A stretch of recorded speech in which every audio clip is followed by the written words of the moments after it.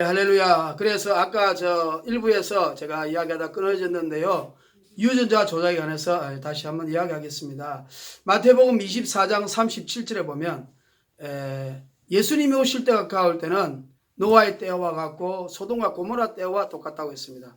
인자 임함도 그때의 임하리라 이렇게 말하고 있습니다. 그러므로 그 소돔과 고모라 때는 우리가 잘 알다시피 동성애입니다. 동성애 합법화 됐지요.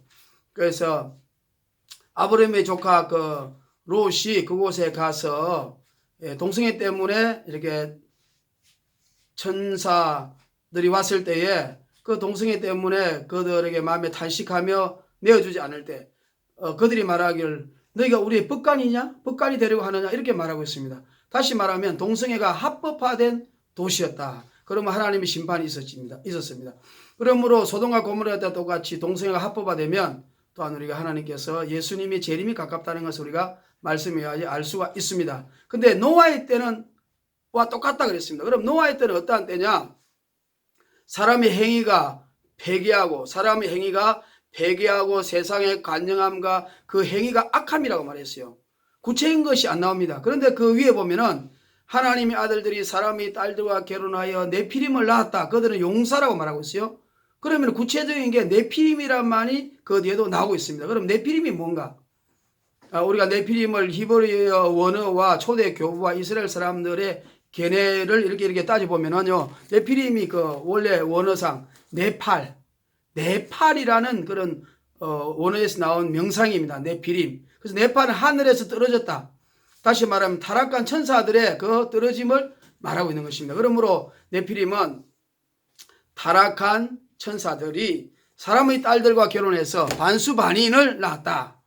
그래서 그 반수반인이 우리가 인간의 모습으로 하나님이 이렇게 아름답게 만들었는데 적그리스도 모습, 마귀의 모습으로 만들어서 세상을 지배하려니까 하나님이 심판했다. 이렇게 볼 수도 있는 것입니다. 그리고 네피림은 반수반인의 인간. 그래서 우리가 옛날에 보면 스핑크스라든지 다곤 신상 이런 그 모아브, 암몬과 아람 이런 신들을 보면은요, 그 반수반인이 많지 않습니까? 그리고 중국의 복기시 이런 경우도 보면요, 반은 뱀이에요.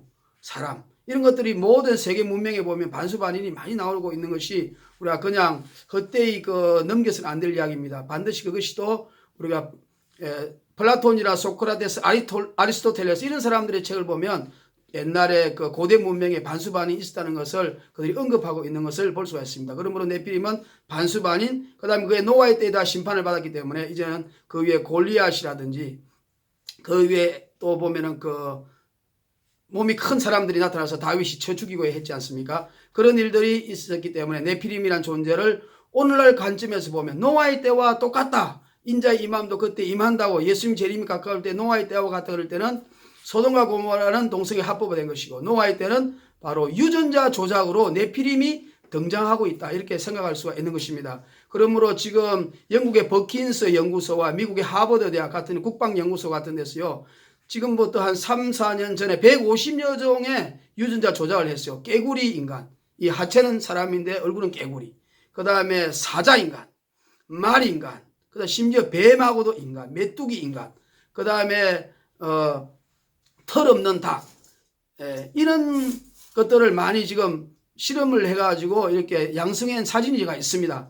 물론 그들이 이제 국제법적으로 의해서 6개월인가 4개월 안에 폐기를 해야 됩니다. 그러나 과학자들이 그걸 폐기하려고 하겠습니까? 그리고 또 이런 일을 하는 이유 중에 하나가 뭐냐면 바로 이 코로나나 역병 이런 것 때문에 인간이 너무 나약합니다. 그래서 앞으로 인간이 어떠한 환경과 전염병 속에서 살아남을 수 있는 존재가 되기 위해서는 강한 슈퍼 인간이 되어야 된다. 이런 뜻이죠. 그러니까 진화론은 뭡니까? 항상 진화되지 않습니까?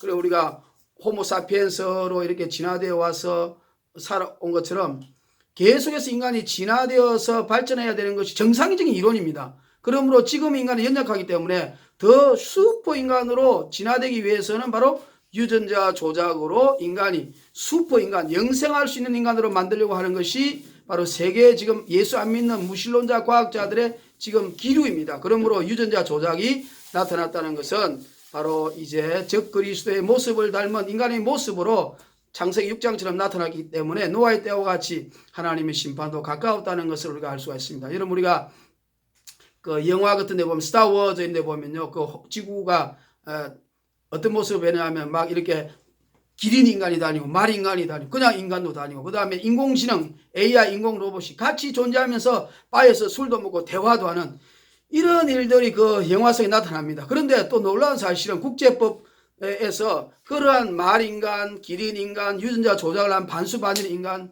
인공지능 인간, 우리가 소피아가 지금 사우디아라비아에서 주민등록증도 받고 집도 받아가지고 생활하고 있지 않습니까? 그런 것들에게도 인격을 부여하고 법인간 인격을 부여해서 인간과 똑똑한 권리를 인정하는 인간과 동등한 법인격을 부여하는 것이 지금 법제화되고 있습니다. 이런 걸 볼 때에 노아의 때와 같기 때문에 예수님 오실 때가 가깝다는 것을 우리가 알 수가 있습니다. 그래서 여러분 인공지능 로봇이 계시록에 보면 9장에 보면 황충 같은 것이 나와가지고 막 로봇같이 입에서 불을 내고 흉갑을 둘렀다. 이런 것도 다 인공지능 로봇이 세계를 지배하는 그런 시대로 가고 있다는 것을 성경은 나타나고 있습니다. 앞으로 인공지능 로봇이 모든 것을 지배하는 이런 시대, 그것이 바로 666 시대죠. 인공지능 로봇 이런 것들이 막 666 컴퓨터로 인하여 지배되는 것이 아니겠습니까? 인터넷으로. 또 그러므로 이제 하버드 대학 같은 경우는 지금 교수들 강의가 다 없어지고 화상으로 한다고 합니다. 그리고 앞으로는 교실도 다 없어집니다. 그리고 앞으로 모든 자격증이 구글과 유튜브로 통해서 나오지 대학교에 강의를 하지 않습니다. 왜냐하면 대학교에서 공부를 하면은 4년 또 대학원 3년 7년 동안 있으면서 그 시대에 뒤치는 겁니다. 지금 바로 이 시대가 급박하게 돌아가기 때문에 유튜브 이런 데 대해서 뭐 예를 들어서 테슬라의 그런 그 강의를 듣고 또 뭐 인공지능의 강의를 듣고 최고 권위자 이런 사람들이 강의를 바로 들어가지고 그때에 그것을 인식해서 자격증을 얻으면 바로 취직하는 시대가 오기 때문에 앞으로 학벌, 인류대학이 없어지는 이런 급속히 인간이 컴퓨터에 예속되는 시대가 오고 있는 것입니다. 지금 골드만삭스 같은 경우에도 보면요. 인공지능 로봇이 한 명 들어가지고 40억, 50억 받던 그런 금융 괴해가는 사람들, 금융 자본가들의 지금 580명을 해고했다 그러지 않습니까? 예. 580명의 그 직원들이 해고당하 있어요. 그래서 단 2명이 어떤 사람이 남았냐면은 인공지능 로봇의 심부름을 하는 사람. 예, 이런 사람들만 남아있는 시대가 되어가고 있다는 것을 볼 때 우리 인간이 앞으로는 인공지능 로봇의 지배를 받는 인간이냐 아니면은 인공지능 로봇을 지배하는 인간, 지배하는 인간은 1%의 엘리트 프로그래머만 존재하겠죠. 그리고 또 많은 필요 없는 다수의 잉여 인간들이 생겨서 그 잉여 인간들을 다 노예화시키는 이런 시대로 가고 있다는 것을 우리가 여러 가지 책을 통하여 알 수 있습니다. 참으로 하나님이 만든 우리 인간이 파괴되고 인간성이 파괴되고 인간을 무시하는 이러한 정말 마귀의 시대로 가고 있다는 것을 우리가 눈을 들어서 시대를 깨어 봐야 되겠습니다. 누가복음 21장 34절에 보면 너희는 스스로 조심하라. 세상의 염려와 술 취함과 방탕함과 생활의 염려로 너희 마음이 너희 생각이 둔하여지고 그래. 둔하여. 예민해야 되네. 둔하여지고 그날이 뜻과 같이 너에게 임하리라. 그러면 너희는 인자 앞에 바로 서도록 항상 깨어서 기도하라고 했습니다. 여러분 둔하면 안 됩니다. 둔하다는 것은 뭐냐면 깨닫지를 못하는 거 아닙니까? 예민하고 영적으로 깨달아서 예수님 오실 때가 가깝다는 것을 우리가 알 수가 있어야겠습니다. 여러분 우리가 중국이 이렇게 강대국이 되어서 세계를 이제 지배해서 마귀의 노예 수하가 되어서 우한폐렴도 만들고 스마트 도시 이런 것을 만드는데 급속하게 쓰임받고 있습니다. 많은 사람이 중국의 성경이 어디 있느냐 이렇게 합니다. 이 모든 세상은 다 성경에 써 있는 것들을 우리가 되어가고 있기 때문에 성경적인 근거를 찾아야 됩니다. 중국은 이사야 49장 12절에 보면 신임이라는 게 있어요. 신임이 중국 차이나를 말합니다. 그리고 계시록 9장 16절에 보면 2만만의 군대를 유프라테스에 와서 전쟁을 하지 않습니까? 근데 2만만 2억입니다. 그 군대는 중국 군대입니다. 그리고 계시록 12장 7절에서 9절에 보면 미가엘과 하늘에 있는 큰 용이 내어 쫓긴지 이 큰 용은 세상을 미혹해 하고 꿰는 자라. 그 꿰는 자들이 땅에서 내어 쫓긴다고 말하고 있습니다. 그러므로 큰 용, 그 용이 지금 세상을 지배하고 공중권세를 잡은 위치가 바로 중국입니다. 중국은 용문하지 않습니까?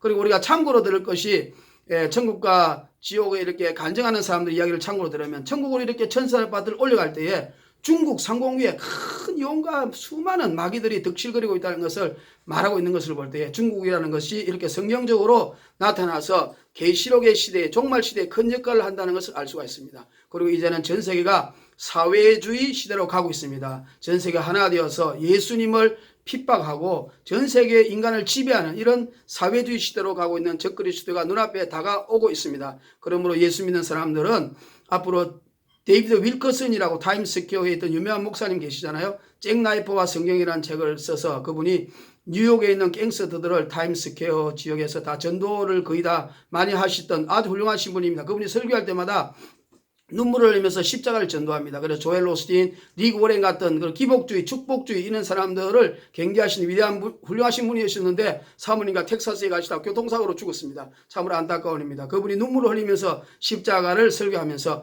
앞으로 이 교회는 지하교회가 다 될 것이다. 이런 것을 6년 전에 하나님의 감동과 계시를 받아서 말을 한 것을 볼 때에 그분의 말이 굉장히 일리가 있다는 생각이 들고 있습니다. 여러분 그러므로 또 제3성전이 있지 않습니까? 우리가 다니엘서 7장과 12장 이게 사이에 보면 적그리스도가 나타나서 한때 두때 반때 3년 이 반이 지나서 적그리스도가 7년 평화조약을 체결했다가 3년 반이 지나서 본색을 드러내가지고 멸망에 가정한 것을 예루살렘 성전에 세워서 자기가 적그리스도의 힘을 표명하는 시대가 온다고 말했는데 그러려면 제3성전이 세야 되지 않습니까? 그런데 이스라엘은 지금 트럼프가 예루살렘을 수도로 공언한 이후에 그 예루살렘의 제3성전 지금 급속하게 지금 설려고 모든 것이 준비되어 있고 심지어는 지금 건축하고 있는 중이라는 말도 있습니다. 그 자리에 파기를 시켜서 건축하든지 아니면은 다시 역학조사하려고 옛날에 그 구약을 조사했더니 바로 그 밑이라 그래서 그 밑에 세우려고 하는 지금 조짐이 보이고 있습니다. 그러므로 그 랍비들도 지금 우리가 메시아가 왔다. 그들이 말하는 메시아는 예수님이 아니고 적그리스도이겠죠. 그 메시아가 와서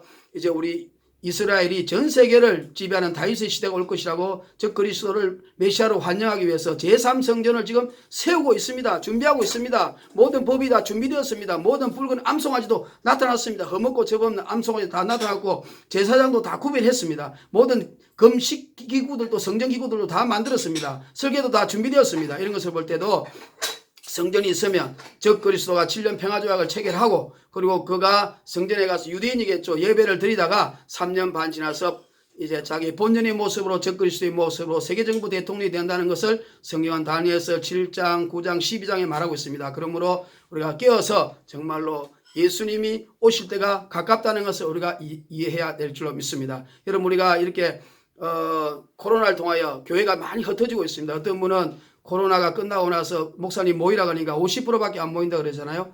교회가 흩어지고 있는 것은 왜 그렇습니까? 본래 교회가 본연의 자세를 못하고 전도하고 선교하지 못해서 하나님 뜻대로 살지 못했기 때문이 첫째라고 생각합니다. 왜냐하면 우리가 스테판이 순교함으로 모든 예루살렘 성도들이 다 흩어짐으로 그 당시에 유럽의 소아시아의 교회를 세우고 복음을 전파했지 않습니까? 그리고 야고보의 목이 잘려서 순교함과 동시에 또 흩어져서 복음을 전한 것처럼 그러므로 하나님 우리를 흩어게 하는 것입니다. 그래서 예레미야 34장 17절, 시편 106편 27절, 시편에 5분이 나옵니다.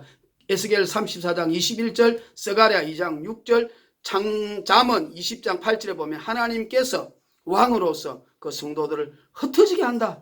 열방이 흩어버린다. 이것은 하나님의 심판이죠. 그럴 때 우리는 회개하고 본연의 자세로 돌아와야 할 일이 있는 것입니다. 그러므로 오직 예수 외에는 구원이 없다. 예수님만을 믿어야 된다. 다른 우상 숭배, WCC, WE는 안 된다. 이런 마음을 다시 가지고 하나님이 흩어지는 이 시대에 우리는 흩어져서 마지막 세계에 복음을 전하는 다시 한번 권능이 나타나는 시대가 되어야 되겠습니다. 저는 목사님입니다. 그런데 제가 항상 목사님들의 말씀을 통해서 은혜를 많이 받습니다. 목사님들은 설교 못하는 분들이 안 계셔요.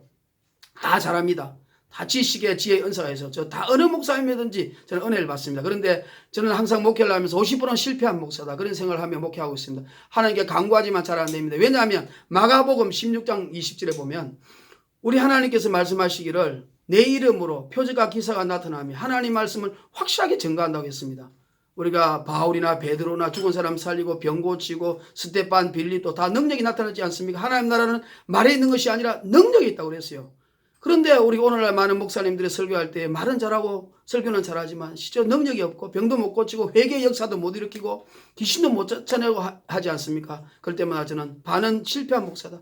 반은 내 설교가 실패하고 있다. 그러므로 그때마다 하나님 능력을 주셔서 정말 하나님 말씀이 확실하게 증거되기를 바랍니다. 왜냐하면 모든 종교들이 다 나름대로 구원이 있다 그래요. 자기들이. 그러나 비교 종교론적으로 보면 우리가 예수밖에 구원이 없어요. 일반 사람은 그걸 안 믿습니다. 그러려면 믿으려는 임상학적으로 보면 우리가 기적을 이렇게 해야 돼요.